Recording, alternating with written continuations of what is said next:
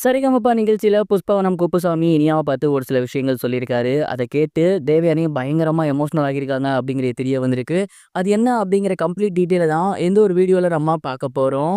இந்த ஒரு வாரம் சரிகமபால திருவிழா ரவுண்ட் அப்படிங்கிறது நமக்கு நல்லாவே தெரியும். இதோட சீஃப் கெஸ்ட்டா புஷ்பவனம் குப்புசாமி அவர்கள கூப்பிட்டிருந்தாங்க. அண்ட் இந்த வாரம் முழுக்கவே கண்டஸ்டன்ட்ஸ் எல்லாரும் கிராமிய பாடல்கள தான் எடுத்து பாடியிருந்தாங்க. இந்த ரவுண்ட்ல இனியா எப்படி பாடப் போறாங்க அப்படிங்கிற ஒரு கேள்வி எல்லாருக்குமே இருந்துச்சு. ஏன்னா அவங்க சிட்டில வளர்ந்த பொண்ணு, ஒரு ஜென்ஸி கிட். அவங்களுக்கு கிராமிய பின்னணி வந்துருமா அப்படிங்கிற ஒரு கவலை இருந்துச்சு. ஆனா இனியா கிராமிய பாடல் ஒண்ண ரொம்ப அற்புதமா பாடியிருந்திருக்காங்க. கிட்டத்தட்ட இனியா பாடி முடிச்சதுக்கப்புறம் அங்க இருந்த எல்லாருமே எந்திரிச்சு நின்னு கை தட்டுற அளவுக்கு அந்த ஒரு பாடல் இருந்திருக்கு. அண்ட் அதுக்கப்புறம் கமெண்ட்ஸ் கேட்கையில புஷ்பவனம் குப்புசாமி அவர்கள் உண்மையிலேயே ரொம்ப சூப்பரா நீங்க பாடியிருக்கீங்க அப்படிங்கிற மாரி சொல்லியிருக்காரு. குறிப்பா அவர் என்ன சொல்லியிருக்காரு அப்படின்னா, நான் நினைச்சுக்கிட்டே இருந்தேன். நீங்க தேவயானி மேமோட பொண்ணு, சிட்டில வளர்ந்தவங்க. உங்களுக்கு கிராம பாடல்கள்லாம் வருமா? அப்படிங்கிற ஒரு தாட் எனக்கு இருந்துட்டே இருந்துச்சு. ஆனா அந்த தாட்ட ஒரு பல்லவியிலேயே அடிச்சு நொறுக்குற மாரி நீங்க சூப்பரா பாடிட்டீங்க. உண்மையிலேயே நான் எதிர்பார்க்கவே இல்ல. அந்த அளவுக்கு ரொம்ப சூப்பரா பாடியிருக்கீங்க. உங்களுக்கு மிகப்பெரிய ஒரு ஃபியூச்சர் இருக்கு. அம்மா மிகப்பெரிய ஒரு நடிகை. ஆனா எவ்வளோ பொலைட்டா இருப்பாங்கன்னு இண்டஸ்ட்ரியில இருக்க எல்லாத்துக்குமே தெரியும். அதே மாதிரி தான் நீங்களும் ரொம்ப அமைதியா இருக்கீங்க. ஆனா உங்களுக்குள்ள பல திறமைகள் இருக்கு. உண்மையிலுமே இந்த பாடல் ரொம்ப அற்புதமா இருந்துச்சு. இந்த பாடல்லாம் பாடுறது அப்படிங்கிறது ரொம்ப கஷ்டம். ஆனா நீங்க ரொம்ப சுலபமா பாடுனீங்க. இதே மாரி தொடர்ந்து பண்ணீங்கன்னா, கண்டிப்பா உங்களுக்கு ஃபியூச்சர்ல மிகப்பெரிய ஒரு எதிர்காலம் இருக்கு அப்படிங்கிற மாரி ரொம்ப எமோஷனலா பேசியிருந்திருக்காரு.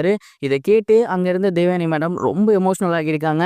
ஏன்னா தான் பெத்த பொண்ண இந்த மாதிரி யாராவது பாராட்டும்போது, அது எந்த தாய்க்கு தான் பிடிக்காம இருக்கும். ஸோ இத பார்த்து அவங்க ரொம்பவே எமோஷனல் ஆகியிருக்காங்க. பயங்கரமா ஃபீல் பண்ணியிருந்திருக்காங்க. இந்த மாதிரி அதிரி புதியான சம்பவங்கள் எல்லாருமே அங்க சரிகமபா செட்ல நடந்திருக்கு அப்படிங்கிறது தெரிய வந்திருக்கு. அண்ட் இந்த விஷயம் இப்ப சோசியல் மீடியால பயங்கர வைரலா போய்க்கிட்டு இருக்கு. இத பத்தி நீங்க என்ன நினைக்கிறீங்க அப்படிங்கிறத மறக்காம கமெண்ட் பாக்ஸ்ல ஷேர் பண்ணுங்க. இது ஒரு புறம் இருக்க, பிரபல நடிகரான கென் கருணாஸ் அவர்கள் கூடிய சீக்கிரமே ஹீரோவா ஒரு புதிய படத்துல அறிமுகமாக போறாரு அப்படிங்கிற தகவல் வெளியாகி சோசியல் மீடியால பயங்கர வைரலா போய்கிட்டு இருக்கு. கென் கருணாஸ் அவர்கள் கருணாஸ் அவர்களோட பையன் ஏகப்பட்ட திரைப்படத்துல நடிச்சிருக்காரு. குறிப்பா அசுரன் படத்துல நடிச்சிருக்காரு. அண்ட் அதுக்கப்புறம் வந்திருந்த வாத்தி படத்துல நடிச்சிருந்தாரு. அசிஸ்டன்ட் டைரக்டரா ஒர்க் பண்ணியிருக்காரு. ரீசெண்டா ஃபீனிக்ஸ் அப்படிங்கிற படத்துலயுமே ஒரு முக்கியமான கேரக்டர் பண்ணியிருந்தாரு.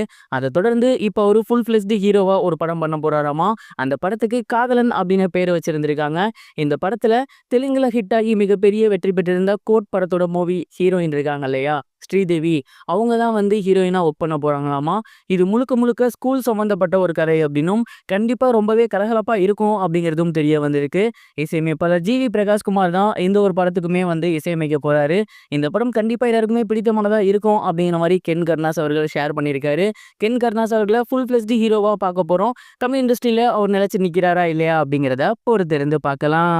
இதுவரைக்கும் கனெக்டிங் டிவிக்கு சப்ஸ்கிரைப் பண்ணனா மறக்காமல் சப்ஸ்கிரைப் பண்ணிக்கங்க. உடனடி அப்டேட்ஸ் பெறுவதற்கு நோட்டிஃபிகேஷன் பெல்லையும் கிளிக் பண்ணிக்கங்க.